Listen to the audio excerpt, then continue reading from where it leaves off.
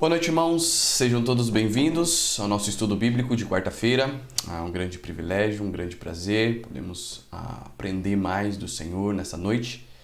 Peço que você já vai compartilhando o nosso estudo com familiares, também amigos, em redes sociais, grupos de WhatsApp, para que esse estudo possa alcançar o máximo de pessoas possíveis, tá bom?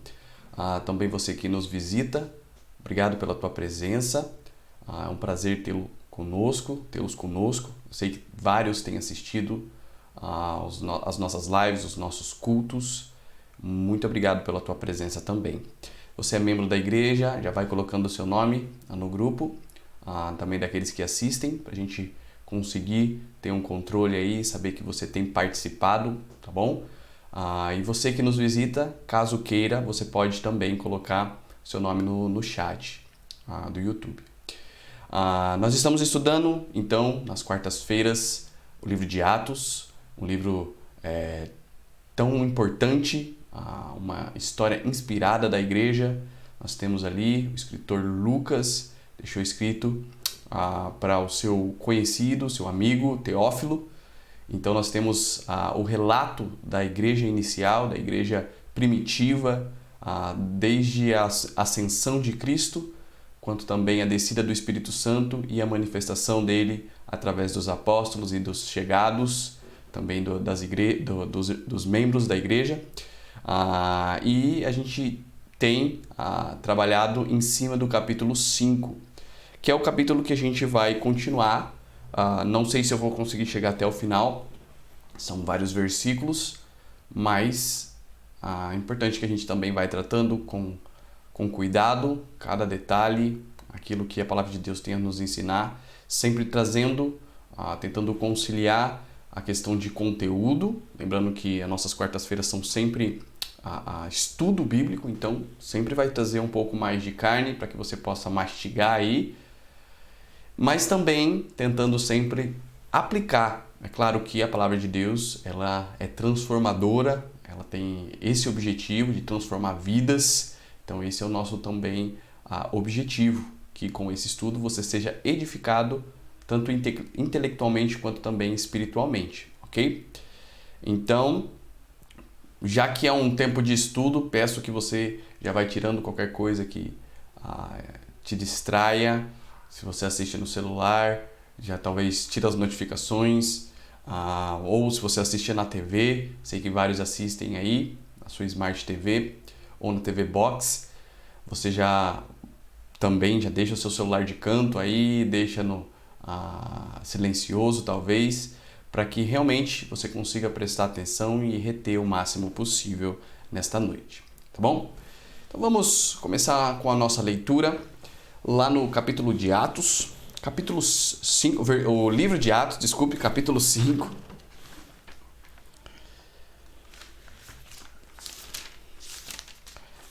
Atos, capítulo 5, vamos fazer a leitura do versículo 17 até o versículo 42, tá bom? Atos 5, 17 a 42. Diz assim: levantando-se, porém, o sumo sacerdote e todos os que estavam com ele, isto é, a seita dos saduceus, tomaram-se de inveja, prenderam os apóstolos e os recolheram à prisão pública. Mas de noite, um anjo do Senhor abriu as portas do cárcere e, conduzindo-os para fora, lhes disse: ide e, apresentando-vos no templo, dizei ao povo todas as palavras desta vida. Tendo ouvido isto, logo ao romper do dia, entraram no templo e ensinavam. Chegando, porém, o sumo sacerdote e os que com ele estavam, convocaram o sinédrio e todo o senado dos filhos de Israel e mandaram buscá-los no cárcere. Mas os guardas, indo, não acharam no cárcere. E tendo voltado, relataram dizendo: achamos o cárcere fechado, com toda a segurança e as sentinelas nos seus postos, junto às portas. Mas abrindo-as, a ninguém encontramos dentro. Quando o capitão do templo e os principais sacerdotes ouviram estas informações, ficaram perplexos a respeito deles e do que viria a ser isto. Nesse interim, alguém chegou e lhes comunicou: Eis que os homens que recolhestes no cárcere estão no templo ensinando o povo. Nisto, indo o capitão e os guardas, os trouxeram sem violência, porque temiam ser apedrejados pelo povo. Trouxeram-nos apresentando ao sinédrio, e o sumo sacerdote interrogou-os, dizendo: expressamente vos ordenamos que não ensinasseis nesse nome. Contudo, enchestes de Jerusalém da vossa doutrina, e quereis lançar sobre nós o sangue desse homem. Então Pedro e os demais apóstolos afirmaram: Antes importa obedecer a Deus do que aos homens. O Deus de nossos pais ressuscitou a Jesus, a quem vós matastes, pendurando-o no madeiro. Deus, porém, com a sua destra, o exaltou a príncipe e salvador, a fim de conceder a Israel o arrependimento e a remissão de pecados. Ora, nós somos testemunhas destes fatos, e bem assim o Espírito Santo, que Deus outorgou aos que lhe obedecem. Eles, porém, ouvindo, se enfureceram e queriam matá-los. Mas levantando-se no sinédrio um fariseu chamado Gamaliel, mestre da lei, acatado por todo o povo, mandou retirar os homens por um pouco. E lhes disse: Israelitas, atentai bem no que ides fazer a estes homens, porque antes destes dias se levantou Teudas, insinuando ser ele alguma coisa, ao qual se agregaram cerca de 400 homens. Mas ele foi morto, e todos quantos lhe prestavam obediência se dispersaram e deram em nada. Depois desse, levantou-se Judas, o Galileu, nos dias do recenseamento, e levou muitos consigo. Também este pereceu, e todos quantos lhe obedeciam foram dispersos. Agora vos digo, dai de mão a estes homens, deixai-os, porque se este conselho ou esta obra vem de homens, perecerá. Mas, se é de Deus, não podereis destruí-los, para que não sejais porventura achados lutando contra Deus. E concordaram com ele. Chamando os apóstolos, açoitaram-nos, e ordenando-lhes que não falassem em nome de Jesus, os soltaram. E eles se retiraram do sinédrio, regozijando-se por terem sido considerados dignos de sofrer afrontas por esse nome. E todos os dias no templo e de casa em casa não cessavam de ensinar e de pregar Jesus, o Cristo. Vamos orar nesse momento. Querido Deus, obrigado pela sua palavra, muito obrigado por esse momento de meditação, esse momento de estudo, esse momento que podemos abrir a tua Bíblia e ouvir a tua voz. Peço a tua bênção, a tua ajuda, a tua direção, que eu possa falar de uma maneira clara, que eu possa falar palavras do Senhor e que realmente, Deus, o seu nome seja glorificado. Peço também que trabalhe nos corações dos ouvintes, aqueles que querem, que buscam o Senhor, que realmente a tua palavra penetre nesses corações e transforme suas vidas. Nos molde, nos edifique na tua palavra, para a honra e glória do Senhor. Em nome de Jesus Cristo, oramos e pedimos. Amém. Ok, irmãos. Então nós estamos aqui. Agora nós vamos ver a partir do versículo 17, porque semana passada nós falamos sobre o testemunho dos apóstolos. Então, nós temos lá, falamos do versículo 12 até o versículo 16, sobre as maravilhas, que o testemunho dos apóstolos era cheio de maravilhas, né? Eu sei que alguns conversaram comigo, falaram que ficava muito pequeno a minha imagem, né, enquanto a gente está projetando aí o PowerPoint, mas como eu já tinha feito o slide, então a gente vai fechar o capítulo 5 dessa forma, tá? Mas no próximo capítulo eu vou fazer um outro layout, para eu ficar um pouco maior, que com certeza fica bem melhor, né? Já que os irmãos vão conseguir me ver melhor, tá? E talvez faça essa interação, às vezes eu tiro, às vezes eu coloco, né, a minha imagem, e assim vai conseguir ter um dinamismo melhor. Mas, como eu já tinha feito o slide, então a gente vai ficar dessa forma, tá? Então peço a paciência dos irmãos, principalmente aqueles que assistem no celular, que eu sei que fica bem pequeno aí, tá? Mas peço a sua paciência, ok? Então nós estamos vendo, semana passada, na verdade, nós vimos, né? Basicamente, aqui foi a primeira parte, falando sobre Ananias e Safira. Vou passar rapidamente, tá? Para não perder muito tempo aqui em coisas que a gente já reforçou bastante. Mas nós começamos a falar sobre o testemunho dos apóstolos. Então, no capítulo 5, versículo 11, termina a instrução de uma igreja generosa, onde você tem um exemplo negativo e um exemplo positivo. O exemplo positivo é o de Barnabé e o exemplo negativo de Ananias e Safira. Falamos bastante sobre isso, não preciso recapitular, tá bom? Mas a partir do versículo 12, nós entramos aqui, mais uma vez, no livro, querendo focar no testemunho dos apóstolos, na vida dos apóstolos, o que eles representam para a igreja, né? O que eles representavam na época e da mesma forma representam para nós hoje. Homens poderosos, homens que realmente andaram com Cristo, viram o seu ministério e eram homens cheios do Espírito também, e por isso podiam exercer vários dons espirituais, principalmente os miraculosos aí, dons de línguas, dons de discernimento de espírito, etc. Vários dons de manifestação, onde Deus se mostrava ou autenticava a sua mensagem através desses dons, tá? Semana passada nós falamos sobre eles serem cheios de maravilhas, né? Ou o testemunho dos apóstolos cheio de maravilhas. Falamos várias coisas importantes, eu vou passar rapidamente aqui o slide, para que vocês consigam acompanhar. Então falamos sobre o lugar que eles pregavam, que é no Pórtico de Salomão, lá onde essa imagem ilustra o número 11 ali, que era mais ou menos isso. Você tem também esse lugar sendo chamado de Colunatas de Salomão. Falamos que tem esse nome porque incluía o material original da construção do templo, né, de Salomão.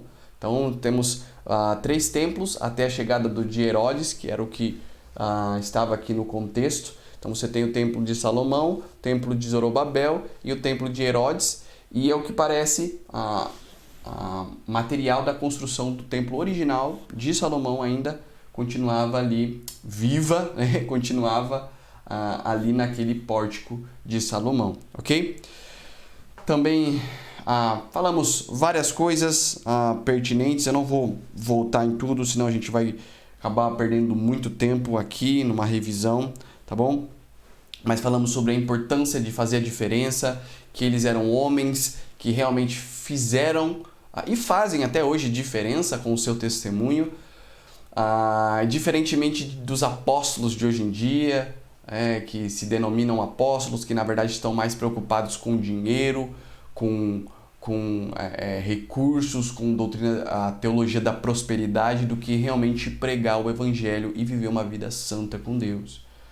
Então, falamos que eles eram homens bem-aventurados, ou seja, isso era o resultado, o que eles podiam fazer, essas maravilhas que eles faziam no seu testemunho, era resultado de uma vida com Deus. Eles eram homens bem-aventurados, então tudo o que eles faziam realmente prosperava.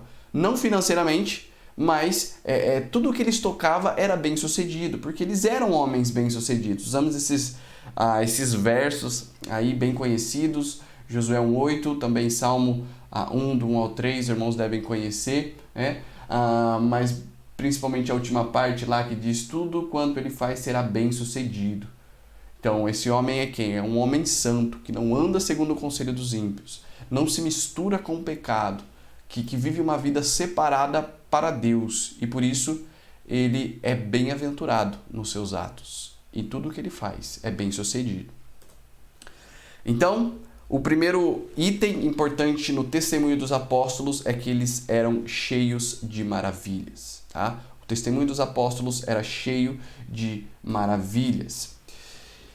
E aqui você vai ver do versículo 17 até o 42, né, informações pertinentes acerca do testemunho dos apóstolos diante da perseguição.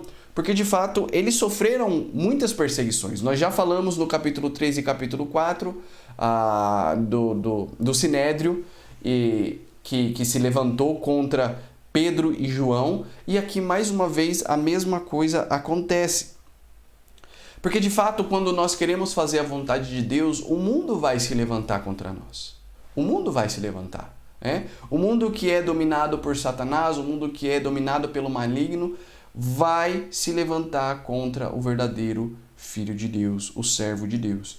E não foi diferente com os apóstolos ali. Então,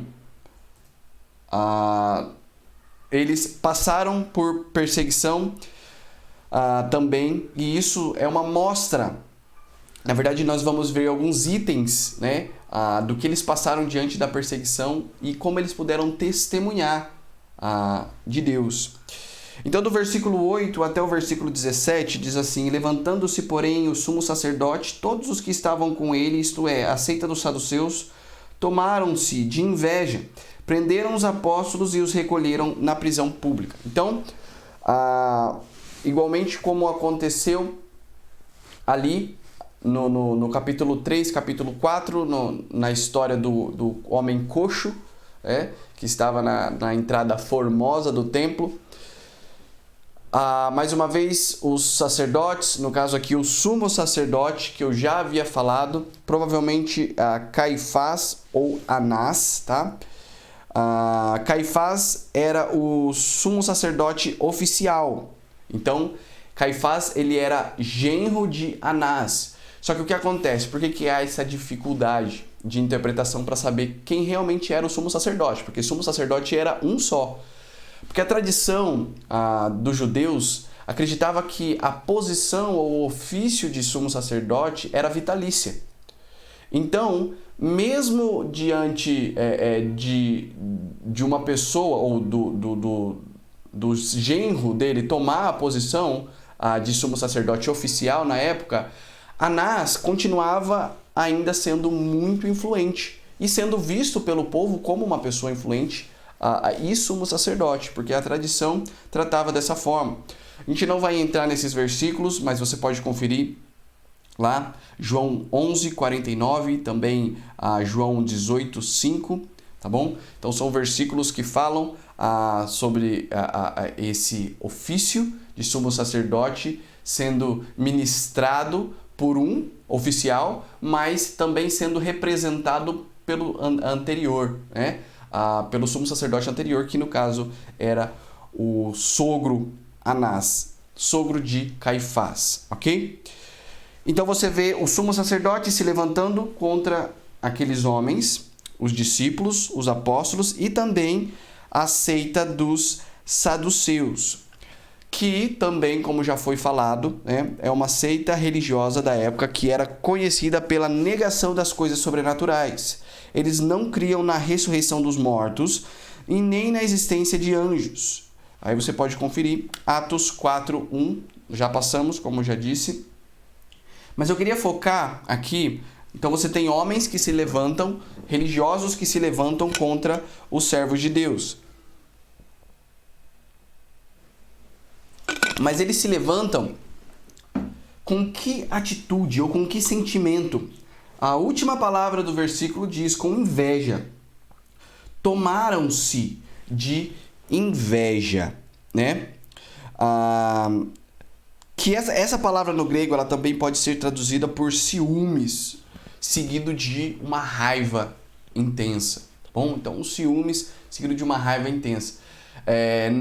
Nitidamente, claramente, esses homens, eles estavam mais preocupados com o seu próprio status, com os ouvintes que estavam deixando de ouvir os seus ensinamentos para ouvir os ensinamentos dos apóstolos. Então, claramente mostra aqui essa palavra que eles estavam tomados de ciúmes, porque de fato eles não eram homens de Deus. Então, os líderes religiosos da época estavam demonstrando a quem realmente serviam. ao seu próprio ego e prazer. Se fossem realmente de Deus, eles se regozijariam com a pregação da verdade. Agora, tudo isso nos traz algo importante também para a gente refletir. Se o seu líder espiritual prega santidade, mas não vive, de verdade você precisa se preocupar muito com a sua igreja. Se o seu líder espiritual está mais preocupado com o seu status, com o que as pessoas vão ver dele, o que as pessoas vão pensar dele, no lugar da palavra de Deus, no lugar de fazer a vontade de Deus, de verdade, fuja dessa igreja. Porque quando nós buscamos a Deus com seriedade, automaticamente nós buscamos líderes que são pessoas guiadas por Deus, colocadas por Deus para nos aproximar dele. E realmente esses líderes precisam ser espirituais. Esses homens que representavam e guiavam o povo, eles estavam mais preocupados com eles mesmos. Estavam mais preocupados com o seu status, com a sua posição, do que realmente com o verdadeiro Deus, com as Escrituras, com o que estava sendo ensinado do verdadeiro Deus. É claro que eles não eram salvos aqui, mas de verdade isso pode acontecer. Você pode ter um líder, um pastor, que se denomina pastor, mas que ele não é salvo. Isso acontece. Então você precisa estar muito atento à vida espiritual, ao que o seu pastor ele mostra de Deus, daquilo que ele prega, daquilo que ele vive.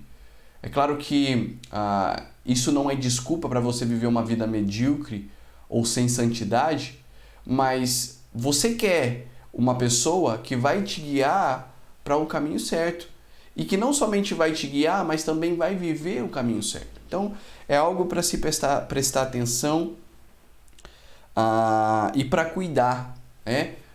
Nós precisamos, nas nossas igrejas, de líderes realmente espirituais, homens que se preocupam com o rebanho, mas principalmente que se preocupam em agradar e fazer a vontade de Deus, independente das consequências humanas. Isso é o que mais importa para um líder espiritual, é que ele faça a vontade de Deus, independente das consequências ou circunstâncias. Infelizmente, igrejas têm sido destruídas por causa de pastores carnais. E é interessante e triste ao mesmo tempo, como líderes, eles são responsáveis por muitas pessoas. E infelizmente na igreja você tem aqueles que simplesmente estão seguindo um líder, uma pessoa, um homem, e não a Deus. E quando esse homem cai, ou quando ele não vive uma vida de santidade, automaticamente o seu rebanho, o seu rebanho que é cego, o seu rebanho que não serve a Deus, que não segue a Cristo verdadeiramente, vai também seguir esse mesmo caminho. Infelizmente, pastores liberais aí têm se mostrado também. Você vê quando um pastor ele é liberal, quando ele tem padrões frouxos em diversas áreas, você vê que o padrão de santidade da igreja segue a mesma linha, porque eles são responsáveis. E da mesma forma, quando um pastor cai, olha só a responsabilidade tão grande que nós temos. Quando um pastor cai, infelizmente, ele acaba desestimulando ou levando muitos consigo. Então, por isso que você, como ovelha, você precisa sempre buscar líderes espirituais de verdade, que vivam o evangelho. E você que é pastor e esteja me ouvindo, você precisa entender a seriedade e a responsabilidade que você tem de guiar o rebanho. Você precisa viver aquilo que você prega. Eu preciso viver aquilo que eu prego.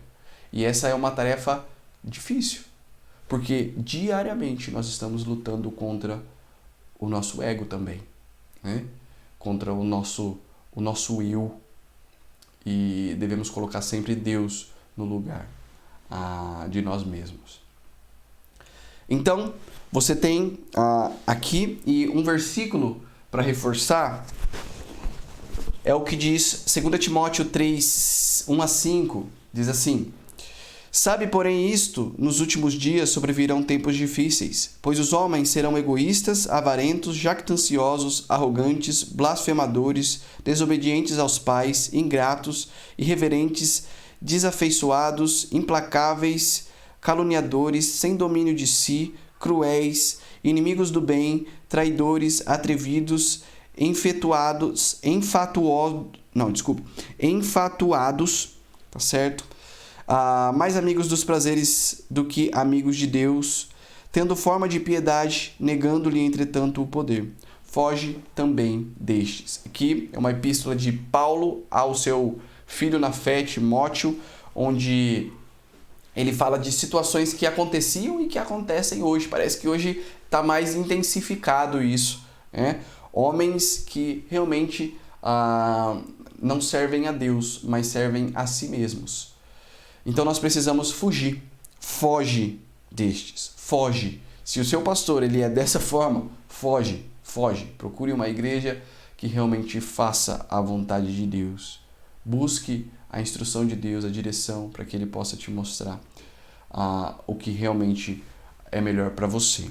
Ok? Então aqueles homens motivados pela inveja, ciúmes, aprisionaram os verdadeiros homens de Deus. Isso, porém, não abalou em nada a obra do Senhor, pois Ele é muito maior do que injustiça e homens poderosos. Não importa, nada pode ir contra a vontade de Deus.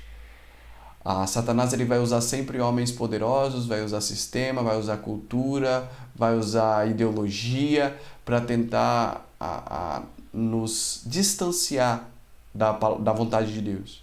Mas nada disso é suficiente ou capaz, melhor dizendo, de frustrar os planos de Deus.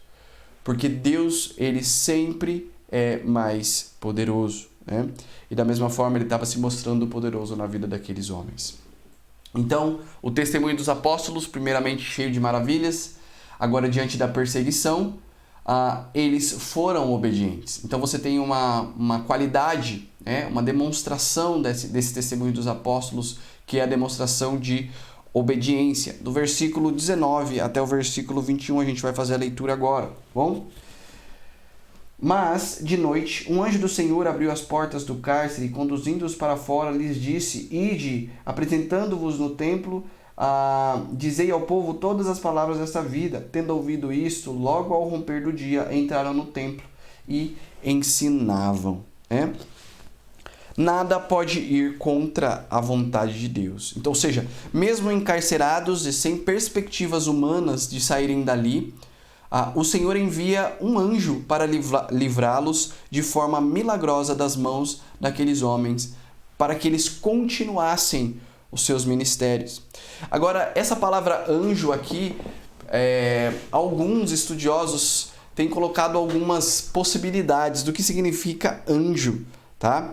Alguns acreditam que pode ser interpretada essa palavra no sentido figurado, como um agente impessoal, ou como um carcereiro, simpatizante, ou um amigo, né? Ou até mesmo um terremoto, um relâmpago, alguma coisa que fosse figuradamente chamado de anjo, tá? Mas claramente nós podemos ver que esse instrumento de Deus, esse anjo, era um arauto, ou seja, ele falou em nome de Deus. Conforme a surpresa dos soldados e autoridades, ele fez algo milagroso. Então você tem um milagre aqui operado por um anjo, literalmente, tá bom? Por mais que alguns tentem colocar como sendo algo diferente, mas claramente o contexto nos mostra que se trata de um anjo de Deus. Agora, quando nós falamos de anjo do Senhor, o anjo de Deus aqui, nós precisamos separar ou dividir, organizar, melhor dizendo, de anjo do Senhor, tá bom? Então, no Antigo Testamento, você tem várias vezes, em várias situações, mencionando o anjo do Senhor que veio com espada, o anjo do Senhor que aparece para tais e tais pessoas. Por exemplo, quando o anjo do Senhor aparece para Jacó nos seus sonhos, e logo após você tem o episódio em que ele luta com Deus, né, que provavelmente se tratava desse mesmo anjo. Tempos depois você tem o anjo do Senhor aparecendo a Moisés, lá em meio a uma sarça ardente, né, que não consumia, lá em Êxodo 3, do 1 ao 22, e o de Jacó é Gênesis 31, 13 e 32, do 22 ao 32. Então, são passagens, e dentre outras. Então, são passagens que mencionam sobre o anjo do Senhor. Só que esse anjo do Senhor, especificadamente, ele é uma teofania, tá bom? Então, quando a palavra de Deus fala o anjo do Senhor em maiúsculo, principalmente a palavra anjo, né, em maiúsculo, você tem aqui uma teofania, ou uma cristofania, melhor dizendo. Ou seja, era uma aparição do próprio Deus, tá? Era uma aparição em forma de anjo do próprio Deus. A maioria dos teólogos e comentaristas confirmam e acreditam que a aparição do anjo do Senhor do Velho Testamento é sempre uma aparição pré-encarnada de Cristo. Tá? Por isso chama-se cristofania, é uma aparição do próprio Cristo pré-encarnado, ou seja, antes mesmo de vir à Terra, de encarnar, né? Mas a gente tem que saber fazer essa diferenciação, porque nesse contexto não foi o anjo do Senhor, tá? Foi um anjo, um dos seus anjos que veio até a prisão ali, tá? E o que é interessante também, e o que confirma essa informação, é que após o ministério de Cristo aqui na Terra, não houveram mais aparições do anjo do Senhor. Então essa é mais uma confirmação de que as aparições do Velho Testamento, do anjo do Senhor, eram cristofanias, tá bom?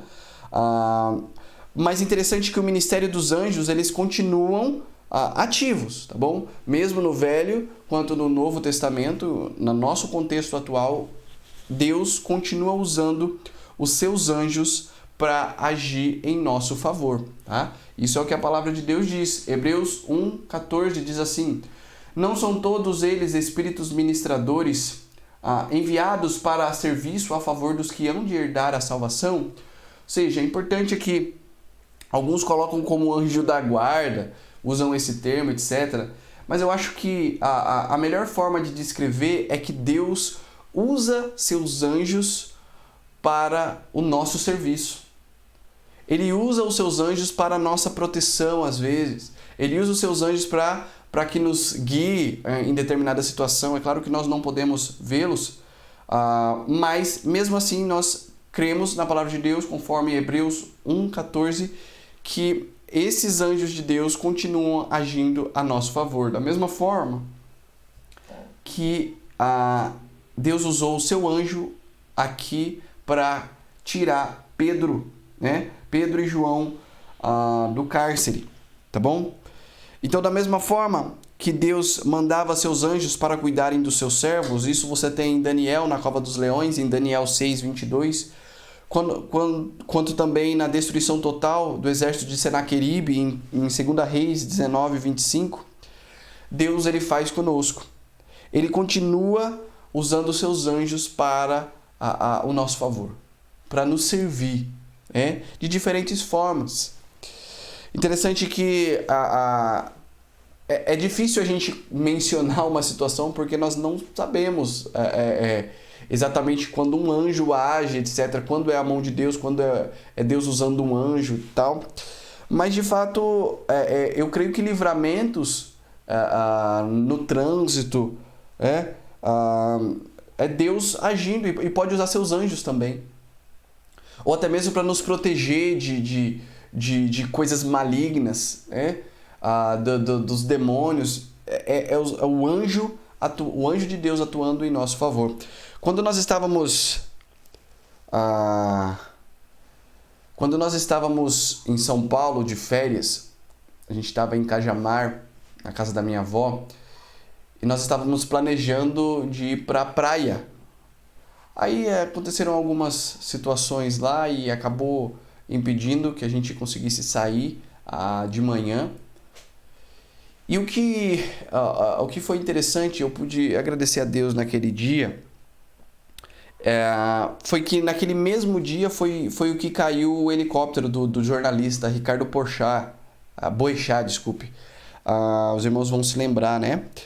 O helicóptero dele caiu, não foi na pista que nós passaríamos ou passamos depois, mas foi do lado, sabe assim, muito próximo. E eu lembro que aquele dia era eu que estava dirigindo, né? Eu que levei até São Paulo, aí passando pelo centro de São Paulo, é uma loucura, eu fiquei um pouco com medo ali, fiquei um pouco de receio de dirigir no centro de São Paulo, aí eu passei o carro para minha mãe, porque muita moto passando, e às vezes tinha que mudar de faixa, então fiquei um pouco com medo. Então eu era novo, né, de carteira, e eu fiquei imaginando, o que será que eu ia fazer se eu visse um helicóptero caindo do meu lado, assim, na pista? Eu não sei. E de fato, eu vi de uma certa forma Deus guiando as circunstâncias ali para que as coisas não acontecessem no mesmo tempo. E interessante que os tempos iam bater, exatamente. Sabe assim, a gente ia sair de manhã e acho que era em torno de 10 a 11 horas, que foi quando o helicóptero caiu, e era exatamente nesse momento que a gente ia passar por lá. Mas, de fato, se Deus usou um anjo ou não, para guiar as circunstâncias ali, o fato é que Deus, Ele sabe o melhor, todas as coisas, e Ele cuidou de nós naquela situação. Ele cuidou, nos protegendo, nos livrando de coisas que a gente não sabe. Então Deus, Ele continua agindo da mesma forma e usa os seus anjos para nos servir, fazer a tua vontade na nossa vida. E da mesma forma, Ele fez com os seus servos ali, Pedro e João. Agora, continuando do versículo 22 até o versículo 23, diz assim, versículo 22 até o versículo 23. Mas os guardas, indo, não os acharam no cárcere. E tendo voltado, relataram, dizendo, achamos o cárcere fechado com toda a segurança e as sentinelas nos seus postos junto às portas, mas abrindo-as, a ninguém encontramos dentro. Então aqui nós somos informados que tudo aconteceu de uma forma milagrosa, tá bom? Nem mesmo os guardas sabiam o que havia acontecido. Então Deus manda o seu anjo e ele de uma forma milagrosa livra os seus apóstolos. Não somos informados como ele conseguiu, ou como o anjo fez, como ele retirou os apóstolos da prisão, se abrindo as portas ou fazendo cair um sono sobre os guardas, talvez confundindo os guardas, etc. Ou se foi qualquer outro tipo de método. O fato é que os apóstolos saíram do cárcere e escaparam daquilo que se pensava ser um lugar inteiramente seguro. Evidentemente, até aquele instante, ninguém dera pela falta dos apóstolos. E até onde os guardas entendiam as coisas, as portas da prisão não se tinham aberto. Tá bom? Então, de fato, pegou todo mundo de surpresa ali, porque Deus age milagrosamente a nosso favor.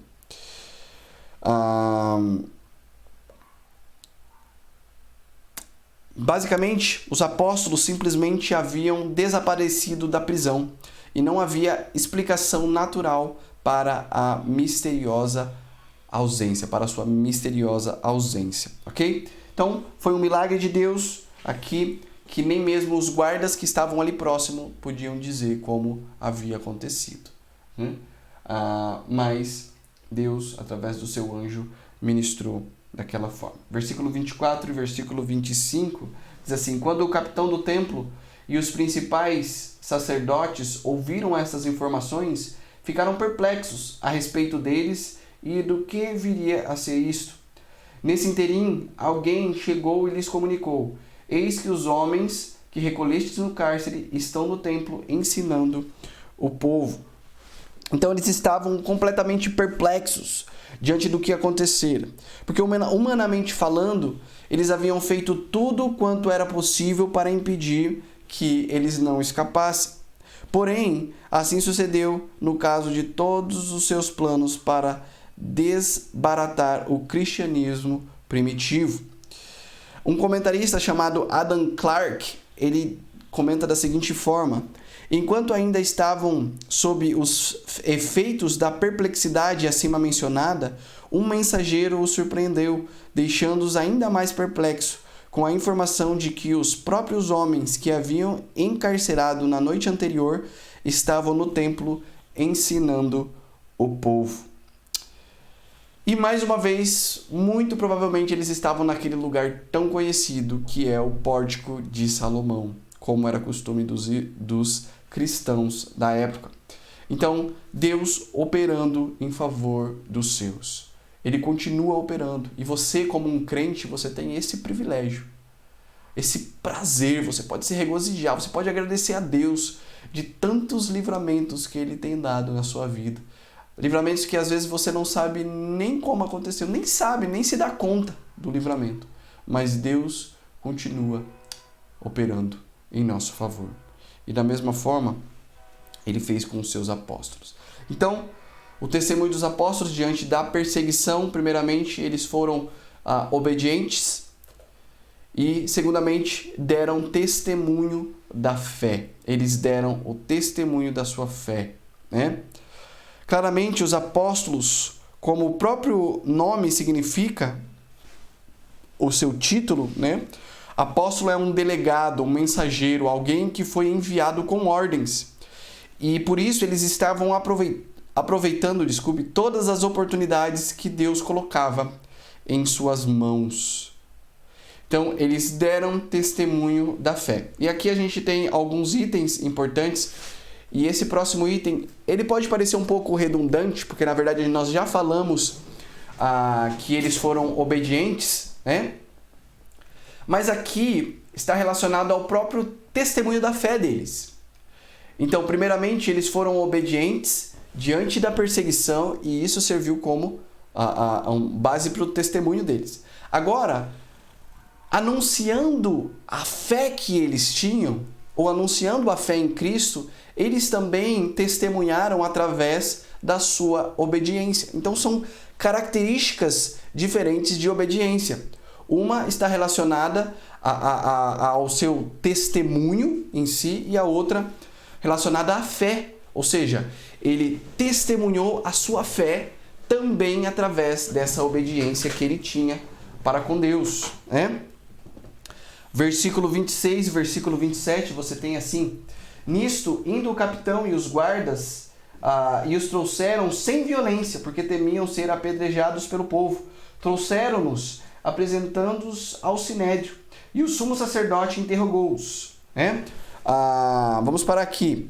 Vamos ler o 28 também. Dizendo, expressamente, vos ordenamos que não ensinasseis nesse nome. Contudo, enchestes Jerusalém da vossa doutrina, e quereis lançar sobre nós o sangue deste homem. Então, o povo queria continuar ouvindo daquela doutrina que eles traziam, mas os religiosos não queriam que o povo se convertesse, tá bom? Por isso, os guardas não usaram de violência.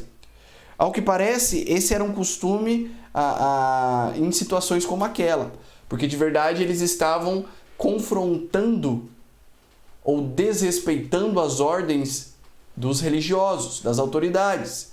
Ao que parece, eles naturalmente ou normalmente agiriam com violência, né? Estavam desrespeitando, mas temendo o povo, eles escolheram não agir com violência, conforme a passagem. E também, eles já haviam sido orientados a não pregar, como eu já falei, no seu primeiro encontro no Sinédrio, lá com o Sinédrio no capítulo 4, versículo 18. E o discurso deles colocava a responsabilidade da crucificação de Cristo sobre os ombros das autoridades religiosas. Como você pode observar, né?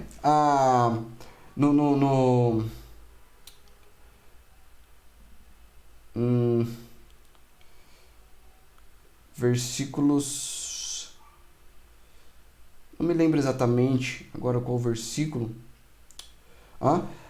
Mas na pregação de Pedro, eu acho que ele está na frente, nos versículos posteriores ali, a gente já vai achar. Mas basicamente eles estavam pregando que Cristo havia sido morto ou havia morrido por culpa dos apóstolos, por culpa dos religiosos, por culpa dos saduceus, por culpa dos fariseus e de todas aquelas seitas religiosas da época, né?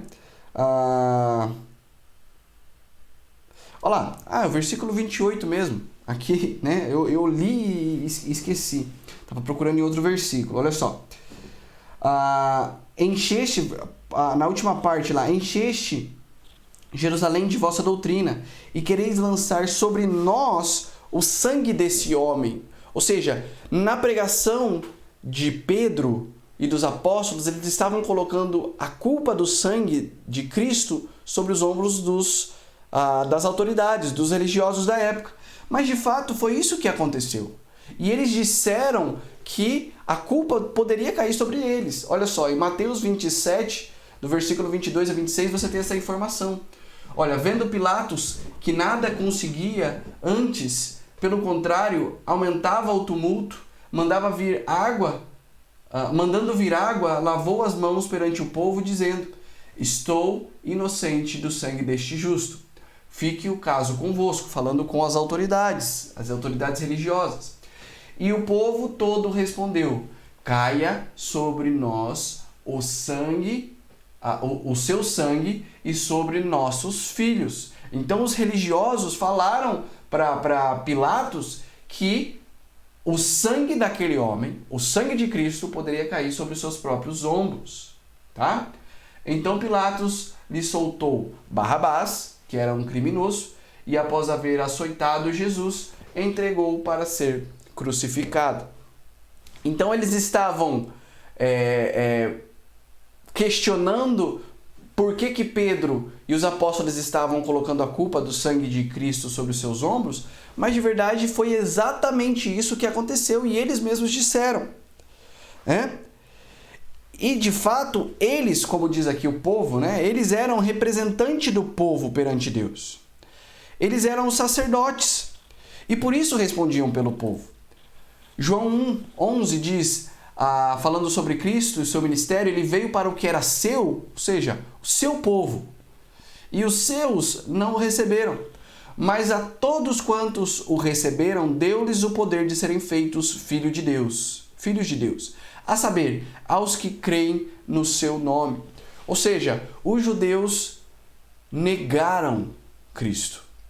Os judeus representados pelos seus líderes religiosos, pelos seus sacerdotes. Então, profeta, ele é o representante de Deus perante o povo.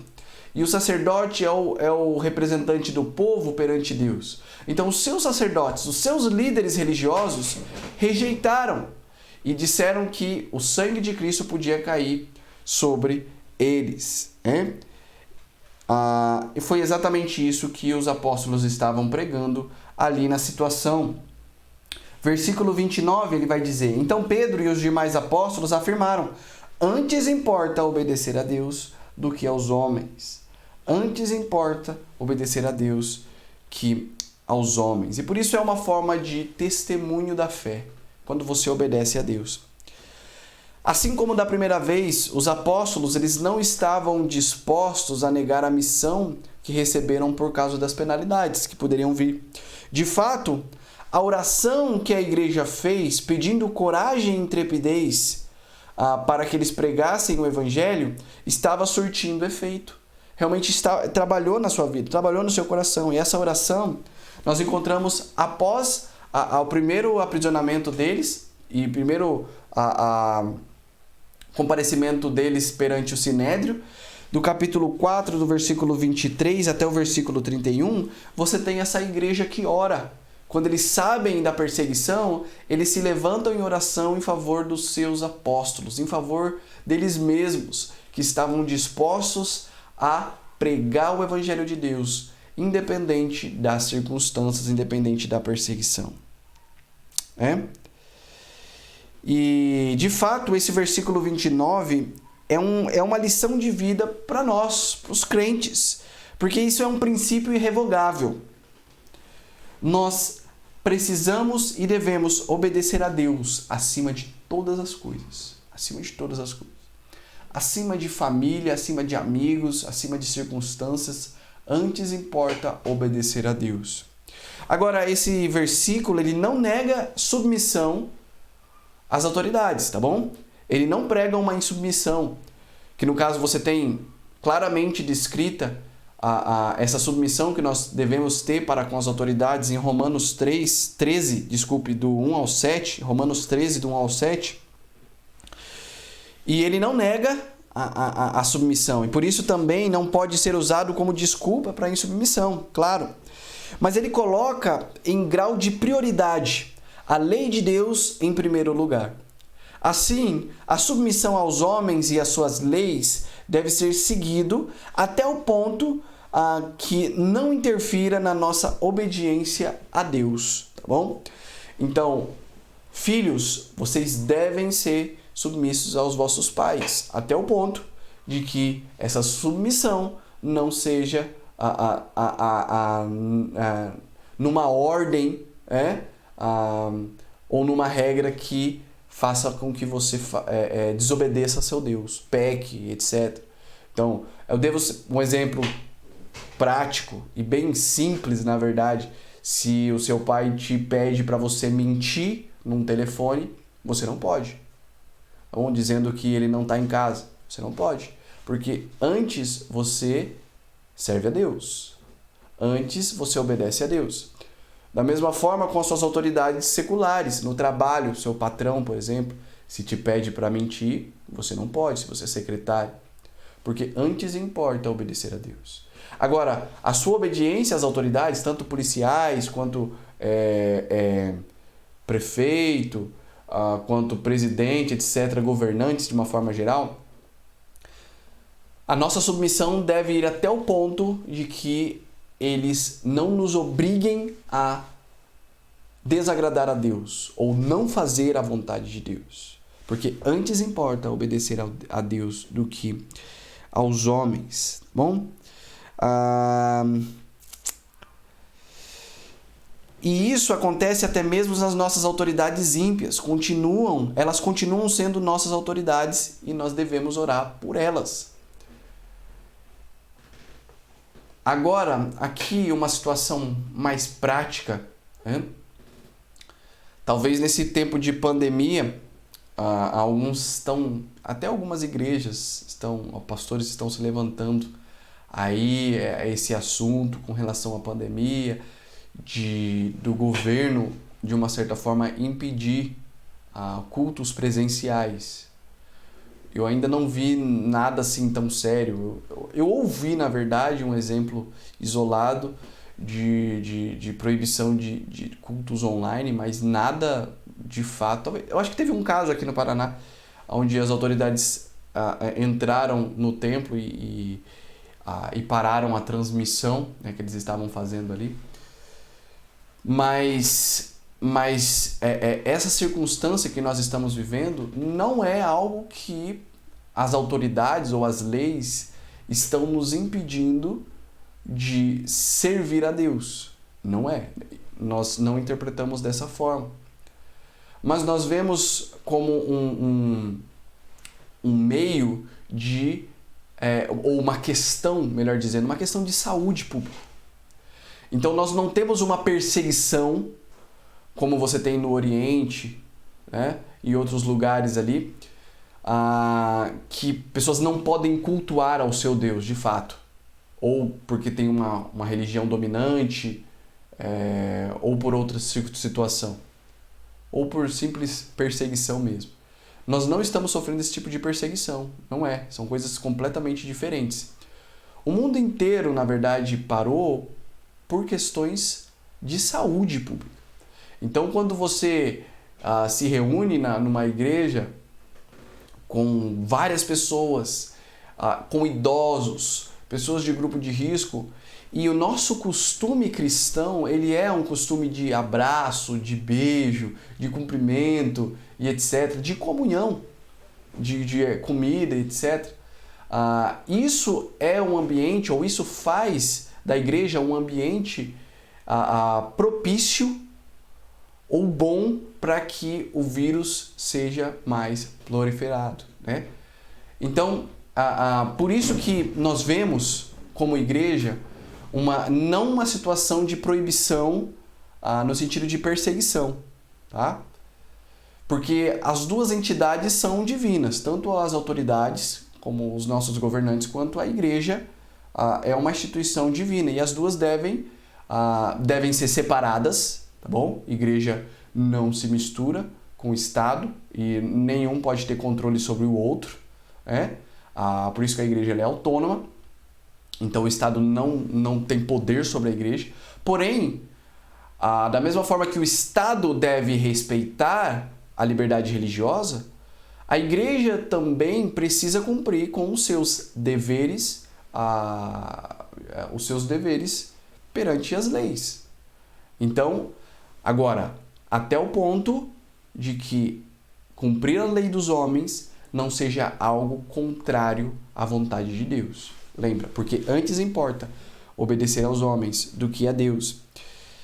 E o nosso papel mesmo diante de ímpios, homens, governantes ímpios, é orar por eles. Olha só, 1 Timóteo 2, 1-4 diz: antes de tudo, pois, exorto que se use a prática de súplicas, orações, intercessões, ações de graças em favor de todos os homens, em favor dos reis e de todos os que se acham investidos de autoridade, para que vivamos vida tranquila e mansa, com toda piedade e respeito. Isso é bom e aceitável diante de Deus, nosso Salvador, o qual deseja que todos os homens sejam salvos e cheguem ao pleno conhecimento da verdade. Então, a nossa responsabilidade é a de orar por esses homens. A nossa responsabilidade é de orar para que Deus trabalhe em seus corações, para que eles não nos distancie como nação da palavra de Deus. É por isso que você também tem uma responsabilidade muito grande quando você vota de colocar homens que, claro que a política infelizmente ela é contaminada, né? Não dá para confiar em ninguém, mas a partir daquilo que você sabe, a partir aquilo que a sua consciência sabe, você sempre vota no menos pior, daquele que não é contrário à sua fé, daquele que não é contrário aos padrões cristãos, aos padrões da palavra de Deus, princípios de família, princípios de liberdade religiosa e etc. Tantos outros, de disciplina. Então nós temos essa responsabilidade, primeiramente de orar, e em segundo plano de votar com consciência em homens que vão nos aproximar talvez, ou a não nos distanciar daquilo que Deus tem como ideal de família, como nação, como cultura e padrões.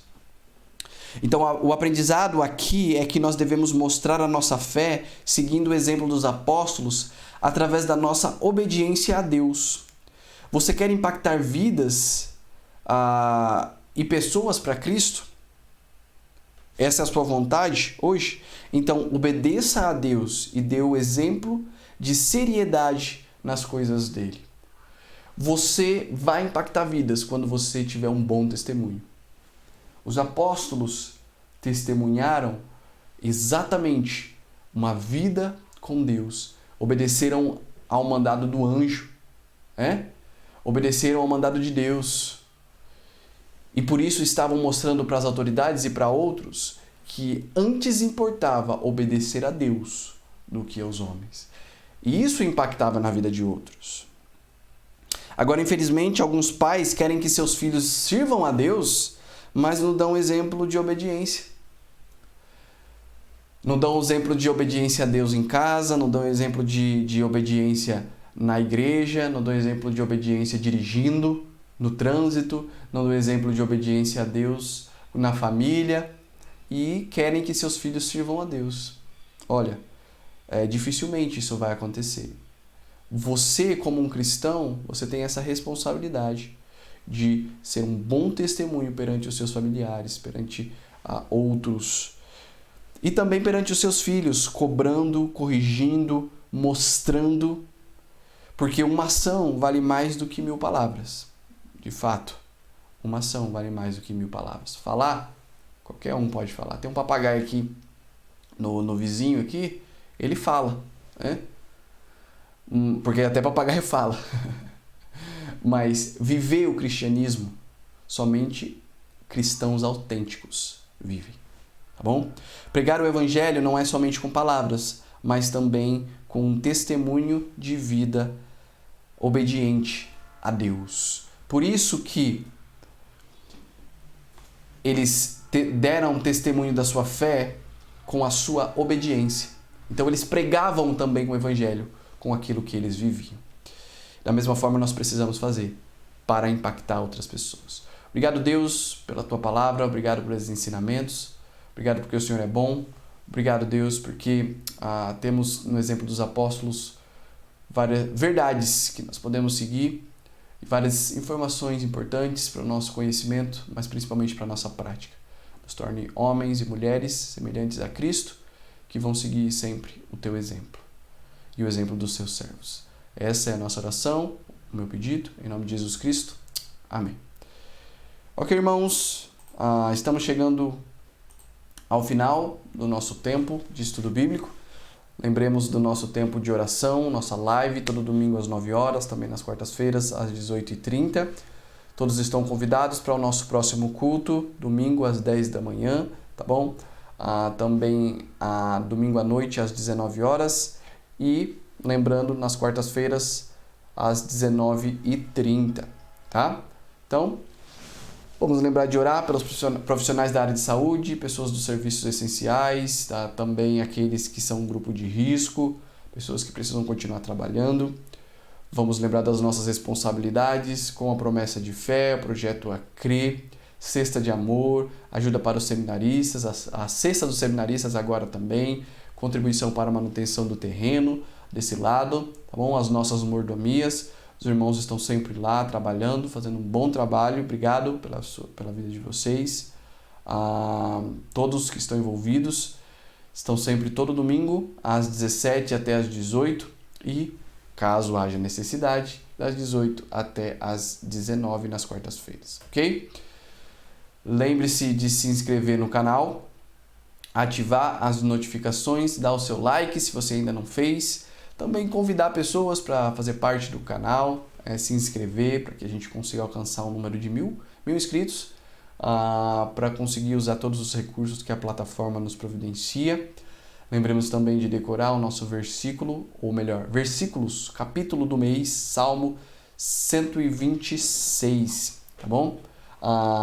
E se você ainda não o fez, você que é membro da igreja, você pode colocar o seu nome e daqueles que assistiram no grupo da igreja. Você que nos visita, quiser colocar o seu nome também no chat para a gente fazer o reconhecimento, saber que você tem participado conosco. E principalmente, muito obrigado pela tua presença. Bom tê-los conosco, vocês que nos visitam.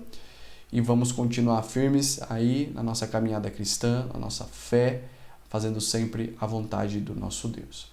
Obrigado, irmãos, pela paciência, obrigado pela participação, pela assistência e até a próxima quarta e até domingo também, né? Os irmãos vão me encontrar no culto. Até mais e até mais.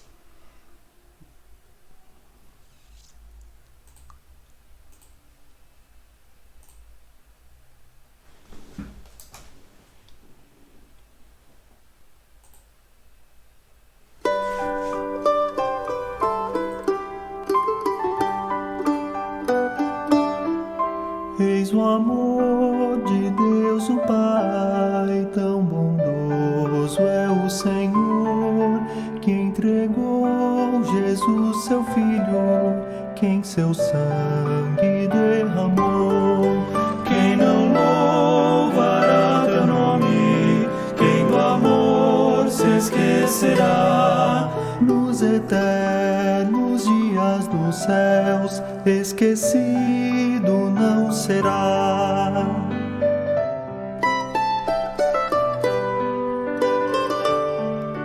O Calvário, a dura cruz, uma fonte se tornou, as comportas Deus abriu e sua graça derramou.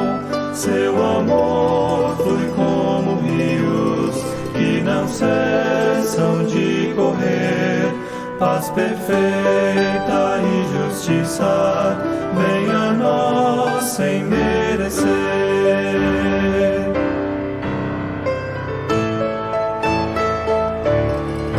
Esse amor que é insondável foi entregue pra morrer, hoje reina ressurreto, viva está sem perecer.